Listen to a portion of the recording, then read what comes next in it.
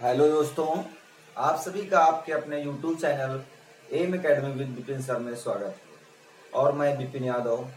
तो आज की क्लास में हम लोग पढ़ने जा रहे हैं, दर्पण के बारे में पढ़ेंगे कि दर्पण क्या होता है और दर्पण के प्रकार क्या होते हैं। तो बेसिकली दर्पण क्या होता है, जिससे क्या होता है, एक प्रतिबिंब बनता है, जिससे एक प्रतिबिंब बनकर तैयार होता है, उसे ही हम लोग क्या बोलते हैं, एक दर्पण बोलते हैं। तो आइए बात करते हैं दर्पण कितने प्रकार के होते हैं। अगर हम आपसे पूछें कि दर्पण कितने प्रकार के होते हैं, तो आप हमको शायद ये बताएं कि 2 प्रकार के होते हैं, उत्तल दर्पण और अवतल दर्पण। नहीं, अब हम लोग आज बात करेंगे थोड़ा सा कि एक्चुअल में दर्पण कितने प्रकार के होते हैं।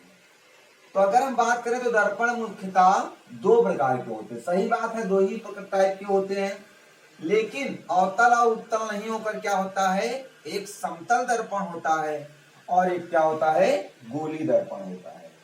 अब समतल दर्पण मतलब क्या होगा, एक प्लेन मिरर होगा और इसका मतलब क्या होता है, स्फेरिकल मिरर होता है। ठीक है, चलिए इतनी बात सभी को समझ में आ गई होगी। अब बात करते हैं 1 बाय 1, हम लोग समतल दर्पण की बात करेंगे और गोली दर्पण की भी बात करेंगे। तो देखते हैं कि समतल दर्पण और गोली दर्पण में क्या होता है। हाँ, अब बात करते हैं हम लोग समतल दर्पण की। समतल दर्पण की बात करें तो समतल दर्पण आपसे कोई पूछे क्या होता है, तो समतल दर्पण एक ऐसा दर्पण होता है जिसकी वक्रता जिसकी फोकस दूरी अनंत होती है। कितनी होती है, जिसकी फोकस दूरी अनंत होती है। अब बात समझेंगे। अब ये फोकस दूरी क्या है, इसके बारे में भी हम चर्चा करेंगे कि फोकस दूरी क्या होती है, वक्रता केंद्र क्या होता है, वक्रता त्रिज्या क्या होती है, इनके बारे में भी हम चर्चा करने वाले हैं। लेकिन यहाँ पर क्या पढ़ना है, उसकी फोकस दूरी क्या होती है, अनंत होती है। फोकस दूरी जो होती है क्या होती है, ध्रुव तथा किसके, मुख्य फोकस के बीच की दूरी को फोकस दूरी कहते हैं। चलिए बात करते हैं। वहीं पर हमारा क्या बनता है, एक इमेज बनता जाके। अब आपने समतल दर्पण देखा होगा, सुबह सुबह उठते हैं तो क्या करते हैं, एक दर्पण लेते हैं और अपना फेस देखते हैं, देखते होंगे। चलिए, अब उसी दर्पण को आपने ऐसा भी किया होगा, जब छोटे थे तो क्या किया था, धूप में जाने के बाद उसको क्या करते थे, किसी दीवार पर रिफ्लेक्ट कराते थे, दीवार पर परावर्तन कराते थे। परावर्तन के बाद क्या बनता था, एक ऐसे कोई इमेज बनती थी, जितना बड़ा दर्पण होता था उसी हिसाब से क्या होती, उसकी इमेज बन जाती थी। बनती थी नहीं बनती थी, बिल्कुल। लेकिन थोड़ा सा बात समझिएगा, जब वो दीवार ना रह जाए और वहां तक कोई दीवार ना हो, तो कहीं ना कहीं तो उसका इमेज बनेगा जाके ना। अब कहीं उसका इमेज कहीं नहीं बन रहा है, तो कहीं ना कहीं बनेगा जाके, तो हमने बुलेट कर लिया, कहां पर इमेज बन रहा है, अनंत पर बन रहा है। इसका मतलब उसकी फोकस दूरी जो होती है वो कितनी होती है, अनंत होती है। क्लियर आ गया। तो बात समझ में आ गई कि अगर कोई पूछे कि समतल दर्पण क्या होता है, तो आप बताएंगे ऐसा दर्पण जिसकी फोकस दूरी अनंत होती है। क्लियर है। अब बात आई, अब आप कभी कभी फेस देखते हैं, तो आपका जो फेस बनता है वो कैसा बनता है, आप क्या वो एक्चुअल में आप होते हैं। जैसे मैं देख रहा हूं फेस अपना, तो क्या क्या ये एक्चुअल में मैं ही हूं, नहीं, ये मेरे आभास कर रहे हैं कि ये मैं हूं। क्या है, मैं हूं। इसका मतलब समतल दर्पण द्वारा बनता है प्रतिबिंब, वो क्या होता है, आभासी। और जितने के जितने आभासी होते हैं वो हमेशा क्या होते हैं, सीधा होते हैं। आभासी, सीधा एवं वस्तु के बराबर।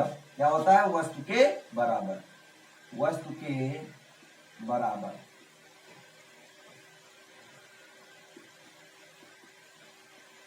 बात समझ में आ गई होगी। इसका मतलब जो समतल दर्पण है उसके द्वारा जो प्रतिबिंब बनता है वो कैसा बनता है, आभासी सीधा तथा वस्तु के बराबर बनता है। इसका मतलब आप जितना बड़ा वस्तु होगी उतना बड़ा क्या बनेगा, इमेज बनेगा। ठीक है। अब आभासी सीधा तथा वस्तु के बराबर बन गया। अब इसके बाद हम लोग बात करते हैं, जैसे आप कभी सैलून पर गए होंगे, मान लीजिए आपका सैलून रोड के किनारे है, रोड के किनारे, तो आपने देखा होगा कि जब आप उस मिरर के पास बैठे होते हैं, मिरर के फ्रंट पर, तो आप देखते हैं कोई कार आ रही है और वो कार कितनी जल्दी निकल जाती है कि आपको एहसास ही नहीं होता है। इसका मतलब वो कार क्या बहुत ही तेजी से निकलती है। क्या एक्चुअल में वो उतनी तेजी से आ रही होती है? नहीं, उतनी तेजी से नहीं आ रही होती है। जैसे अब समझिए, मान लीजिए ये क्या है, एक समतल दर्पण लगा हुआ है, ये एक समतल दर्पण लगा हुआ है, यहां से कोई कार आ रही है। अगर यहां से कार आ रही है 20 किलोमीटर पर आवर से, 20 किलोमीटर पर घंटा से आ रही है, तो हम अगर दर्पण में देखेंगे तो ये कितना दिखाई देगी? 40 किलोमीटर पर आवर से दिखाई देगी, 40 किलोमीटर पर आवर से दिखाई देगी। अगर ये 40 से आ रही है भैया, तो यहाँ पर जो मिरर है इस दर्पण में कितने दिखाई देगी? 80 किलोमीटर प्रति घंटे की स्पीड से दिखाई देगी। इसका मतलब अगर समतल दर्पण में देखा जाए तो कितने वेग से दिखाई देती है? 2v वेग से। अगर ये v वेग से आ रही है तो यहाँ किससे दिखाई देगी? 2v वेग से दिखाई देगी। इसका मतलब समतल दर्पण में जो प्रतिबिंब की स्पीड होती है वो किसकी होती है? वो 2v वेग होती है। कितनी होती है? 2v वेग होती है। तो समतल दर्पण में किसी वस्तु की चाल दोगुनी वेग से प्रतीत होती है, दोगुनी वेग से प्रतीत होती है। इसका मतलब एक्चुअल में दोगुना वेग से नहीं हो जाता है, केवल हमको प्रतीत होता है, केवल हमको आभास होता है कि दोगुने वेग से जा रहा है। ठीक है, तो ये हमारा एक पॉइंट था। अब चलिए अगली बात करते हैं। अब अगली बात ये करते हैं हम कि आपने कभी ये देखा होगा, आप कभी मॉल में जाते हैं कपड़े लेने या कोई सामान लेने जाते हैं, तो वहां पर क्या होते हैं? कई सारे ग्लास लगे होते हैं, चारों तरफ से ग्लास लगे होते हैं, और आप खड़े हो जाते हैं, अपना फोटो देखा करते हैं, हम बहुत सुंदर लग रहे हैं, देखते होंगे। तो इसका मतलब क्या हुआ? और कभी कभी आप देखें कि आपके कई सारे इमेज बन जाते हैं, 2 3 4 5 कई सारे इमेज बन जाते हैं, बनते हैं। ठीक है, तो ये बनते हैं तो क्यों बनते हैं और इसकी कंडीशन क्या है? इसकी कंडीशन क्या है? तो आइए बात समझते हैं हम लोग। ये दो समतल दर्पण होंगे तभी बनेगा। क्या होगा? दो समतल दर्पण के बीच बना प्रतिबिंबों की संख्या। तो अगर हम कह दें कि ये एक समतल दर्पण ये भैया हमारे पास और एक समतल दर्पण ये है, इनको मैंने रख दिया। यहां पर समतल दर्पण में क्या होती है? एक तरफ पालिश होती है, पालिश या कलाई करी जाती है, सभी को पता है। अब हमने कह दिया ये 60 डिग्री पर रखा हुआ है। कितने अंश पर रखा हुआ है? 60 अंश पर। ये दो समतल दर्पण है और इनके बीच में हमने क्या कर दिया? एक वस्तु रख दिया। क्या रख दिया? एक वस्तु रख दिया। अब हम आपसे कह दें कि यहां पर जो रखी वाली वस्तु है इसके कितने प्रतिबिंब बनने वाले हैं, तो आइए समझते हैं। इसके लिए अगर हम कहें प्रतिबिंबों की संख्या, इसकी बात करें प्रतिबिंबों की संख्या, तो प्रतिबिंबों की संख्या के लिए एक फार्मूला होता है, n बराबर होता है 360 अपान थीटा माइनस 1। तो अगर यहाँ पर 60 है तो 360 रख देंगे आप और बटे 60 कर देंगे, -1 कर देंगे, 6 हो जाएगा, मतलब 5। कितने इमेज बनने वाले हैं? 5 इमेज बनने वाले हैं। अगर यही दो दर्पण कितने पर हम रख दें? 90 डिग्री पर रख दें। एक दर्पण ये हो गया और एक दर्पण ये हो गया। अगर मैंने इनको 90 डिग्री पर रख दिया, अब इनके इमेज कितने बनेंगे? 90 4 जा मीन्स कितने बनेंगे? 3 इमेज बन जाएंगे। अरे भैया यहाँ पर पुट कर देंगे। यहाँ पर पुट करने के बाद क्या करेंगे? जो वैल्यू आएगी, इसका वैल्यू 4 आएगी, 4 माइनस 1 कितना हो जाएगा? 3 हो जाएगा। तो ये था हमारा एक तरीका। हाँ, इसमें क्या पूछा जाता है जो सबसे इंपॉर्टेंट है, अगर मैंने कह दिया कि ये दो दर्पण हैं, ये दर्पण ये और एक दर्पण ये रख दिया, अब ये दोनों दर्पण क्या हैं? ये इन दोनों दर्पण क्या है? समांतर दर्पण है। कैसे दर्पण है? समांतर दर्पण है। अगर ये समांतर दर्पण है तो इनके बीच का एंगल कितना बनेगा? 0 अंक से बनेगा। जब 0 बनेगा तो n बराबर क्या आ जाएगा? 360 अपान 0 माइनस 1। इसका मतलब वैल्यू कितनी आ जाएगी? इनफाइनाइट आ जाएगी। इसका मतलब अगर दो समतल दर्पण रखे हुए हों और उनके बीच कोई वस्तु रख दी जाए तो उसके द्वारा बने प्रतिबिंबों की संख्या कितनी होती है? अनंत होती है। कितनी होती है? अनंत होती है। तो ये इंपॉर्टेंट पॉइंट है, यही से क्वेश्चन पुट अप किया जाता है। आ गई होगी बात समझ में? चलिए अब इसके बाद अगर बात करते हैं हम लोग, आप कभी कभी दुकान पर जाते हैं और कहते हैं इसे बड़ा सा शीशा हमको दे दीजिए। क्या कहते हैं? बड़ा सा शीशा दे दीजिए। जब आपको छोटा सा देता है तो कहते हैं थोड़ा सा और बड़ा, फिर थोड़ा सा और बड़ा, फिर थोड़ा सा और बड़ा। आप तो कोशिश ये करते हैं कि हमारा फुल इमेज आ जाए। क्या आ जाए? हमारा फुल इमेज आ जाए, ज्यादा से ज्यादा हमारी इमेज दर्पण पर क्या हो जाए? पता हो जाए। तो क्या, कैसे, अगर कह दे तो कितनी मिनिमम कितना हाइट होनी चाहिए उस दर्पण की कि आपका फुल इमेज दिखाई दे?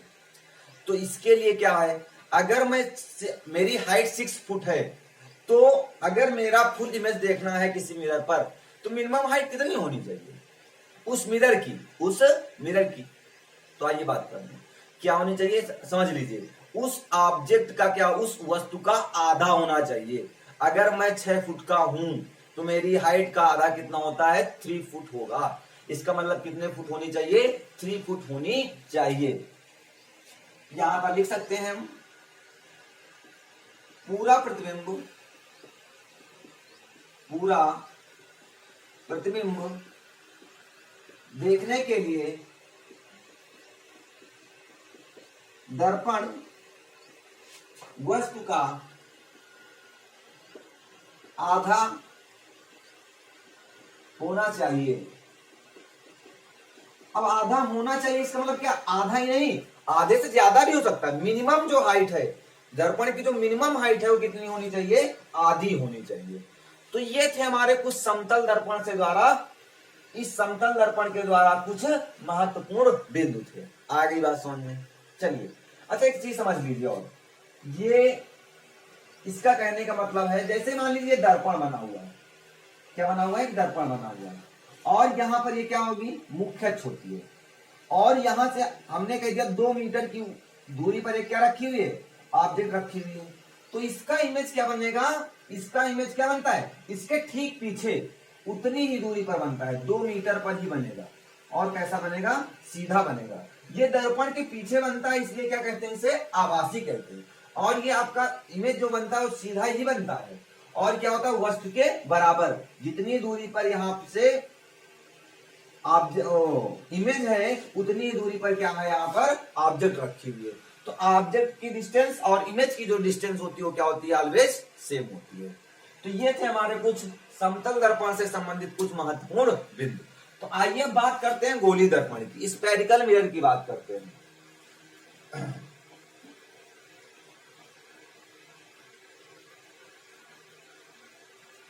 हाँ, अब हम लोग क्या बात करने वाले हैं? स्फेरिकल मिरर, गोली दर्पण। गोलीय दर्पण। हाँ तो दोस्तों देखते हैं गोली दर्पण क्या होता है। इसे बोलते हैं spherical mirror. Spherical mirror, spherical mirror है क्या? समझिएगा हमारी बात। अब ये स्फेरिकल मिरर भी कितने टाइप के होते हैं? 2 टाइप के होते हैं। कौन कौन सा होता है? अवतल अवतल दर्पण होता है, और एक क्या होता है? उत्तल दर्पण होता है। क्या होता है? उत्तल दर्पण, एक अवतल दर्पण होता है। ठीक है, अब हम लोग बात करेंगे इसे क्या बोलते हैं? कनकेव मिरर,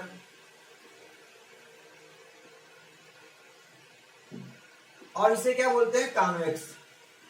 क्या बोलते हैं? कॉन्वेक्स मिरर बोलते हैं। आई होप सभी को पता भी होगा। चलिए, जिसको नहीं पता फिर भी समझते हैं। अच्छा, ये तो थी इसकी बात आई। अब सबसे पहले जानते हैं स्फेरिकल मिरर होता क्या है, एक गोली दर्पण क्या होता है। अगर भैया ये क्या है? एक खोखला गोला है। ये क्या ले लिया मैंने? एक खोखला गोला ले लिया। अगर मैं इस खोखले गोले को यहां से कट कर दूं और यहां से कट कर दूं, तो ये वाला जो पार्ट बचा हुआ है ये क्या बन गया? आपका गोली दर्पण बन गया।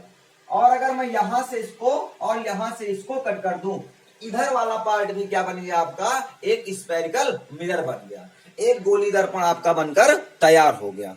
आ गई होगी बात समझ में?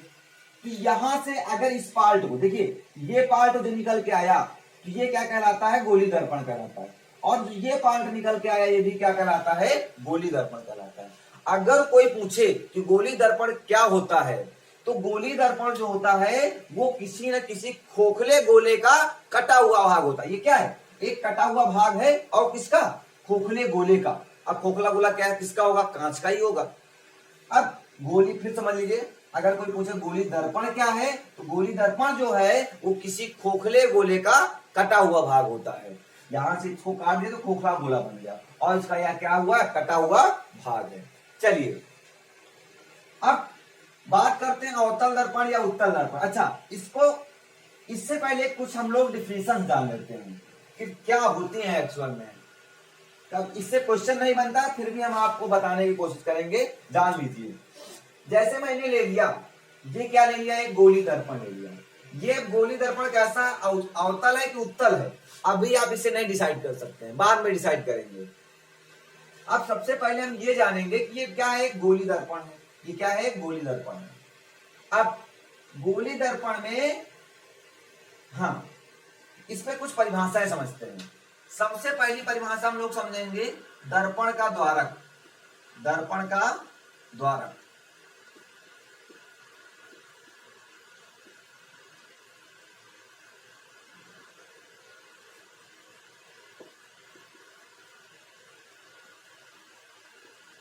ये दर्पण से संबंधित है ही है, तो इसको हम क्या लिख सकते हैं, केवल द्वारक कह सकते हैं। ठीक है, चलिए अब दर्पण का द्वारक क्या होता है। अगर हमने आपको यही तो बताया कि परावर्तन के बारे में बताया था, इसका मतलब वह अधिकतम भाग, ये M1 है और ये क्या है, M2 है, वह अधिकतम भाग जहां से क्या हो सकता है, परावर्तन हो सकता है। अगर कोई प्रकाश आएगा तो यही इतना ही तो टकराएगा, क्या इसके बाहर तो टकराएगा नहीं, क्योंकि इसके बाहर क्या है, खाली है। तो वह अधिकतम क्षेत्रफल जहां से क्या होता है, परावर्तन होता है, उसे ही क्या बोलते हैं, दर्पण का द्वारक बोलते हैं। इसे किससे नोट कर ले रहे हैं हम लोग, M1 और M2 से नोट कर देते हैं। चलिए थोड़ा सा फिगर यहां से और बनाएंगे, क्योंकि हाँ, ये M2 हो जाएगा आपका, और ये क्या हो जाएगा आपका, M1 हो जाएगा। क्लियर हो गया होगा। अब इसके बाद हम लोग बात करेंगे ध्रुव की। किसकी बात करते हैं, ध्रुव की। ध्रुव मतलब होता है पोल। अब दर्पण का ध्रुव क्या होता है, तो दर्पण के मध्य बिंदु को क्या बोलते हैं, दर्पण के मध्य, ये बीचों बीच में है, यहां से इक्वल है और यहां से इक्वल है, दर्पण के मध्य बिंदु को दर्पण का ध्रुव कहते हैं। इसे किससे नोट कर रहे हैं हम लोग, P से। यहां से P लिखा हुआ है, समझ में आ रही होंगी ये डिफिनेशंस। फिर तीसरी बात करते हैं वक्रता केंद्र की। इसकी बात करेंगे, वक्रता केंद्र की बात करेंगे। अब इसे बोलते हैं centre of curvature. Centre of curvature. अब सेंटर ऑफ कर्वेचर ये क्या है समझते हैं। अब यहां पर क्या है, केंद्र। केंद्र का मतलब आप समझते ही हैं, केंद्र का मतलब यहां पर क्या होगा, एक केंद्र होगा, और ये कहीं ना कहीं ये गोली दर्पण था, ऐसे ही तो बना रहा होगा, ऐसे ही तो बना था। इसका मतलब ये क्या है, वक्रता केंद्र। किसी दर्पण का वक्रता केंद्र, या कह सकते हैं किसी खोखले गोले, किसी खोखले गोले के केंद्र को ही उस दर्पण का वक्रता केंद्र कहते हैं। क्या ये चेंज होगा, बिल्कुल नहीं चेंज होगा। जो इस खोखले गोले का केंद्र था वही क्या होगा, इस दर्पण का भी केंद्र होगा, और उसके केंद्र को हम लोग क्या बोल देते हैं, वक्रता केंद्र कहते हैं। आ गई होगी बात समझ में। क्या डिफिनेशन हो गई, किसी खोखले गोले के केंद्र को, किसी खोखले गोले के केंद्र को दर्पण का वक्रता केंद्र कहते हैं, और इसे किससे नोट करते हैं, C से डिनोट करते हैं। किससे नोट कर दिया मैंने इसे, C से। चलिए ये आपका C हो गया। उसके बाद अगली डिफिनेशन जानते हैं, मुख्य अक्ष जानते हैं। क्या जानते हैं, मुख्य अक्ष, प्रिंसिपल एक्सिस। क्या होती है, प्रिंसिपल एक्सिस। अब प्रिंसिपल एक्सिस क्या होती है, मुख्य अक्ष क्या होती है, इसका मतलब दर्पण के ध्रुव, ये क्या हुआ, दर्पण के ध्रुव और वक्रता केंद्र, दर्पण के ध्रुव और वक्रता केंद्र को मिलाने वाली रेखा क्या होती है, समझिएगा फिर से। दर्पण के ध्रुव, बहुत ही आसान तरीके से आपको समझाने वाले हैं, दर्पण के ध्रुव और वक्रता केंद्र को मिलाने वाली ये जो एक रेखा बन गई, इसे ही क्या बोलते हैं, दर्पण का मुख्य अक्ष कहते हैं। नई बात समझ में आई? फिर समझिए, दर्पण के ध्रुव और वक्रता केंद्र को मिलाने वाली रेखा दर्पण का ध्रुव कहलाती है। चलिए, मुख्य अक्ष क्या हो जाएगा, इसे किसे नोट करते हैं, पीसी से। क्या वो पीसी क्या है, एक रेखा है। पीसी एक क्या है, ये दूरी नहीं है, ये दूरी नहीं है, ये क्या है, एक रेखा है। पीसी क्या हो जाएगी, एक रेखा हो जाएगी। तो दर्पण के ध्रुव से केंद्र के बीच, केंद्र को मिलाने वाली जो रेखा होती है उसे ही हम लोग क्या बोलते हैं, दर्पण का मुख्य अक्ष कहते हैं। इसे आप और भी बढ़ा सकते हैं, कोई दिक्कत नहीं, बट ये कहां से होकर जाना चाहिए, केंद्र से होकर जानी चाहिए। आफ्टर दैट बात करते हैं वक्रता त्रिज्या। वक्रता त्रिज्या,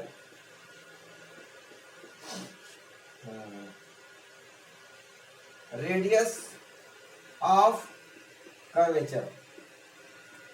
तो आइए देखते हैं रेडियस ऑफ कर्वेचर क्या होती है, बहुत ही तरीके से।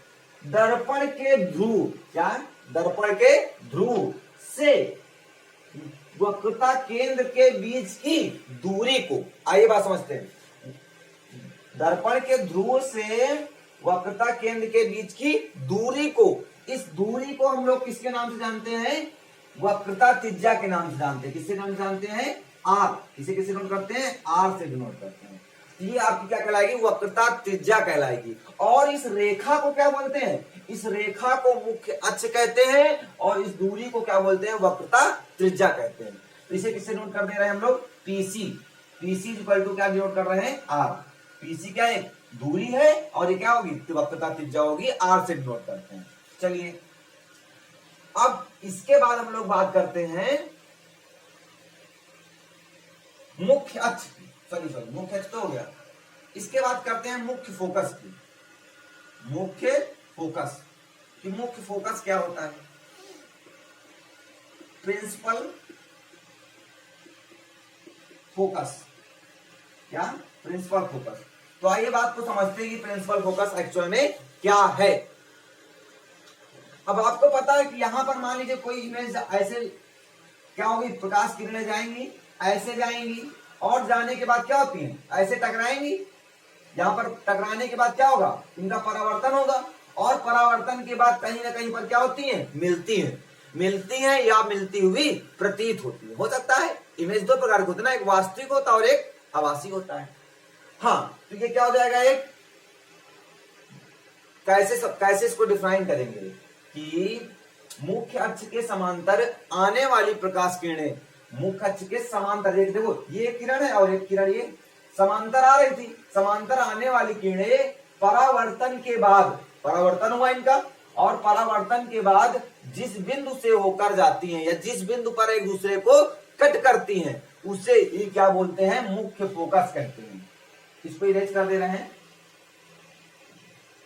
उसे क्या बोलते हैं, मुख्य फोकस कहते हैं। और मुख्य फोकस किससे नोट करते हैं, एफ से नोट करते हैं। किससे नोट करते हैं, एफ से। यहां से क्या हो जाएगा, एफ जो होगा वो मुख्य फोकस हो जाएगा। फिर समझ लीजिए, मुख्य अक्ष के समांतर आने वाली प्रकाश किरणें जिस बिंदु पर एक दूसरे को कट करती हैं, एक दूसरे को मिलती हैं, उसे, उस बिंदु को क्या बोलते हैं, मुख्य फोकस कहते हैं। चलिए, अब इसके बाद हम लोग बात करने वाले हैं फोकस दूरी। फोकस दूरी मीन्स क्या होगा, फोकल लेंथ। तो आइए बात करते हैं फोकल लेंथ क्या है। तो फोकल लेंथ क्या है, मुख्य फोकस, दर्पण के ध्रुव, समझिएगा, दर्पण के ध्रुव से मुख्य फोकस के बीच की दूरी को क्या क्या कहते हैं, फोकस दूरी कहते हैं। इसका मतलब क्या कह सकते हैं, पीएफ। क्या कह सकते हैं, PF is equal to small f. इसे किसे डिनोट करते हैं, स्मॉल एफ से डिनोट करते हैं। और मुख्य फोकस और ध्रुव के बीच की दूरी को ही क्या बोलते हैं, फोकस दूरी कहते हैं। आ गई होगी बात समझ में सभी को। तो ये कुछ परिभाषाएं थी हमारी, किससे संबंधित थी, एक गोली दर्पण से संबंधित थी। ये ना तो उत्तल दर्पण था ना तो अवतल दर्पण था, ये क्या था, एक गोली दर्पण से संबंधित कुछ परिभाषाएं थी। हाँ, और एक चीज यहां पर, एक चीज और समझ लीजिए, जो ये होता है ये क्या होता है, आधा होता है, आधे पर होता है। ये दर्पण का केंद्र है और ये क्या है, ये आपके पास ये ध्रुव है। ये फोकस क्या होता है, मध्य बिंदु होता है। तो यहां से वक्रता त्रिज्या, वक्रता, हाँ, रिलेशन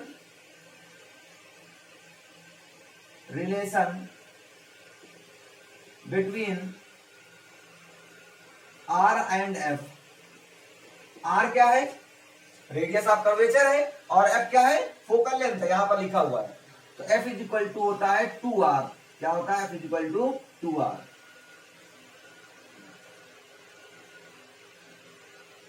सॉरी होता है r is equal to 2f।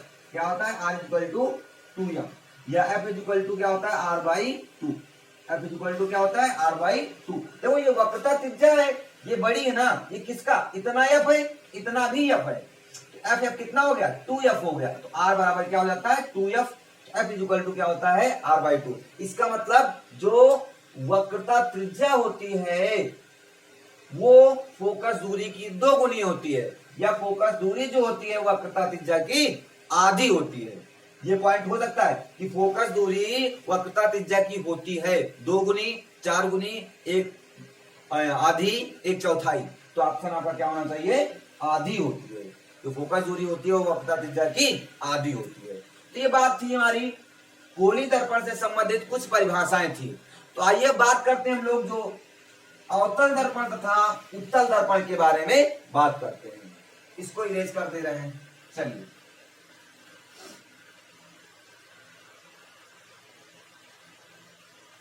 हाँ, आपने इसको देख लिया ही होगा कि गोली दर्पण समझ लिया है। तो ये क्या है, एक गोली दर्पण कहीं तो भाग, कहीं ना कहीं ये क्या होगा, गोले का आकार का होगा। और ये भी क्या होता है, गोली दर्पण ही होता है, ये भी एक गोले के आकार का ही होगा। अब बात आई कि अवतल दर्पण क्या होता है। अवतल दर्पण होता है एक ऐसा दर्पण होता है जिसके देखिए ऊपरी भाग है, ये उभरा हुआ भाग है, और ये क्या है, दबा हुआ भाग है। ये क्या है, एक गुफा टाइप में है। अगर यहां से क्या होता है, परावर्तन होता है। क्या होता है, अगर परावर्तन एक गुफा से हो रहा है तो ये क्या है, अवतल दर्पण है। अगर यहां से परावर्तन हो रहा है, यहां पर क्या होगा, परावर्तन इधर से होगा, और यहां पर क्या होगा, पॉलिश्ड होगी। आगे बात समझते हैं, फिर समझते हैं कि परावर्तन, इसे क्या बोलते हैं, अवतल दर्पण। ऐसा दर्पण जिसके उभरे हुए भाग में क्या होता है, पालिश होती है। उभरे हुए भाग में पालिश होती है और परावर्तन दबे हुए भाग से होता है, उसे क्या बोलते हैं, अवतल दर्पण कहते हैं। ओके, चलिए अब अगली बात करते हैं कि उत्तल दर्पण क्या होता है। ऐसा दर्पण जिसके दबे हुए भाग में क्या होती है, पालिश या कलई होती है, और जो परावर्तन होता है वो उभरे हुए भाग से होता है। क्या होता है, उभरे हुए भाग से परावर्तन होगा आपका, और दबे हुए भाग में क्या होगी, पालिश होगी। यहां पर लिख देते हैं पालिश। परावर्तन मतलब क्या होगा, रिफ्लेक्शन होगा, रिफ्लेक्शन होगा। और ठीक है, अब बात करते हैं कि इसके द्वारा कैसा प्रतिबिंब बनता है। तो इसके द्वारा बनता है आभासी, सीधा तथा वस्तु से बड़ा। आभासी, सीधा तथा वस्तु से बड़ा बनता है। और इसके द्वारा कैसा दर्पण बनता है, वास्तविक, उल्टा, वस्तु से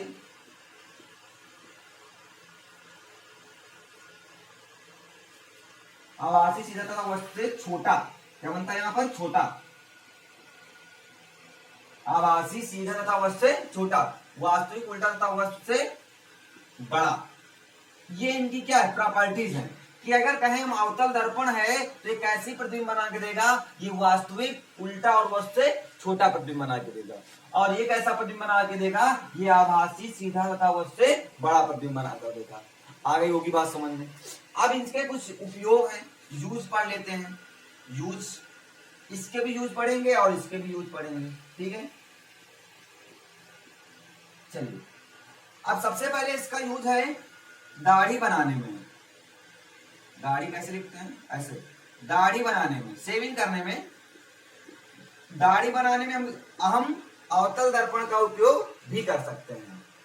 ठीक है, चलिए अब दूसरा उपयोग क्या है। अब इसका एक दूसरा उपयोग क्या है, गाड़ी की हेडलाइट में, क्या गाड़ियां आपने देखी होगी, कोई भी गाड़ी, आपके पास बाइक होगी, बाइक की जो हेडलाइट होती है सभी लोग जानते हैं, तो हेडलाइट में किसका यूज किया जाता है, हेडलाइट में जो है वो एक अवतल दर्पण लगा होता है। क्या होता है, अवतल दर्पण लगा होता है। फिर तीसरी, सोलर कुकर में, इसमें सोलर कुकर में, अरे सोलर कुकर क्या होता है, ये तो सोलर मतलब क्या होता है, सौर ऊर्जा, और सौर ऊर्जा से कितना मतलब है आपका, सौर ऊर्जा से किसका मतलब है, सौर ऊर्जा से मतलब है सूर्य का।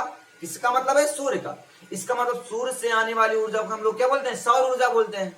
यहां पर क्या लिखा हुआ, सोलर कुकर, कुकर वही आपके घर वाला। इसका मतलब नाम से स्पष्ट होगा कि एक ऐसा कुकर होगा जो क्या होगा, सूर्य की गर्मी से पकता होगा, सूर्य की गर्मी से क्या होता है, चलता होगा। तो यहाँ हाँ सच में एक ऐसा कुकर है जो सूर्य की गर्मी से क्या करता है, भोजन को पका देता है। उसमें क्या होता है, अवतल दर्पण लगा होता है, और अवतल दर्पण जैसे मान लीजिए ये बना हुआ है, यहाँ पर ये क्या लगा हुआ है, अवतल दर्पण लगा हुआ है, तो यहाँ से सूर्य लगा हुआ है। चलिए सूर्य से प्रकाश किरणें आएंगी, यहाँ से ऐसे ऐसे आएंगी, और आने के बाद क्या करेगा, ये इकट्ठा कर लेता है, एब्जॉर्ब कर लेता है, और एब्जॉर्ब करने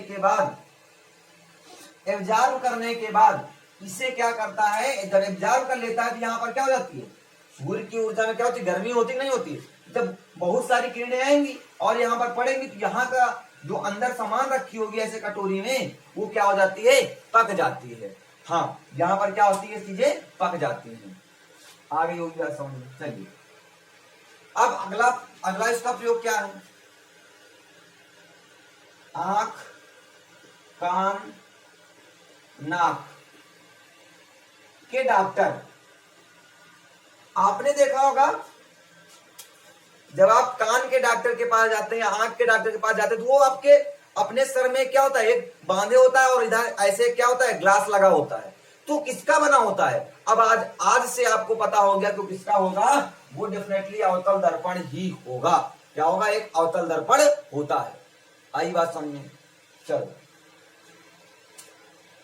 हाँ अच्छा एक चीज है, यहाँ पे अवतल दर्पण का ही उपयोग क्यों करता है, इसका भी मतलब समझिए। जैसे हमारा कान है, कान का जो छेद है वो क्या बहुत ही छोटा होता है, और जो अवतल दर्पण होता है वो आने वाले प्रकाश को क्या कर देता है, इकट्ठा कर देता है। समझिएगा, मान लीजिए यहाँ से प्रकाश आ रहा है, तो ये क्या करता है, एक बिंदु पर इकट्ठा कर देता है। ये इसका काम क्या है, ये क्या कर देता है, इकट्ठा कर देता है। इसका मतलब जो प्रकाश बाहर है उसको इकट्ठा करके कान के अंदर ले जाता है, और जब कान के अंदर जाएगा तो वहां पर क्या होगा, प्रकाश हो जाएगा। जब वहां पर प्रकाश हो जाएगा तो वहां की जो वस्तु होगी, वहां का जो भी सामान होगा वो क्या होगा, दिखाई पड़ेगा। आगे बात समझिए। चलिए तो क्या होता है, आंख, कान, नाक, गला के डॉक्टर भी इसका यूज करते हैं। अब इसका यूज क्या है, गाड़ी में पीछे देखने के लिए। अब गाड़ी में आपने देखा होगा पीछे देखने के लिए एक शीशा लगा होता है जिसे बोलते हैं साइड मिरर। क्या बोलते हैं, साइड मिरर। एक साइड में एक शीशा लगा होता है और उसे हम लोग उसे क्या करते हैं, वो उसका काम ही क्या होता है, वो उसका काम होता है कि पीछे वाली वस्तु को क्या करना है, आपको दिखाना होता है। तो ये क्या हो जाएगा, गाड़ी में पीछे देखने के लिए। और